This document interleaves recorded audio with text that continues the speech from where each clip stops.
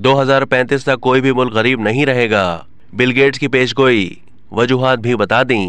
World economic forum के सालाना इजलास के मौके पर माइक्रोसॉफ्ट के बानी बिल गेट्स ने अपने सालाना खत में पेशगोई की है कि साल 2035 तक दुनिया में कोई भी मुल्क गरीब नहीं रहेगा।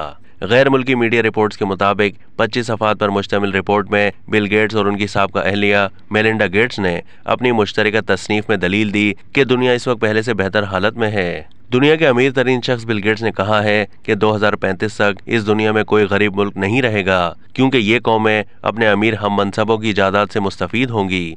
उन्होंने bill and Melinda Gates foundation के सालाना खत में मजीद कहा कि इस बारे में काफी पुरुमीद हूँ और ये पेशन गोई कर सकता हूँ कि 2035 तक दुनिया में तकरीबन कोई गरीब मुल्क बाकी नहीं रहेगा। उनका कहना था कि तकरीबन तमाम ममालिक जिन्हें आज हम कम या दरमियानी आमदनी का कहते हैं, वो अपने पड़ोसी ममालिक से सीखेंगे और नई वैक्सीन और डिजिटल इनकलाब जैसी जायदाद से फायदा उठाएंगे, नए सरमायाकारी के मौक़ों को अपनी जानिब राग़िब करेंगे। बिल गेट्स के मुताबिक 2035 तक ज्यादातर ममालिक की फीकस आमदनी इस वक्त चाइना के मुकाबले में ज्यादा होगी। 70% से ज्यादा ममालिक की फी शख्स आमदनी आज चीन के मुकाबले में ज्यादा होगी। तकरीबन 90% की आमदनी आज के भारत से ज्यादा होगी। ख्याल रहे कि ये पहला मौका नहीं है जब बिल गेट्स ने यह पेशगोई की है, बल्कि इससे पहले 2014 में भी वो इस हवाले से पेशगोई कर चुके हैं।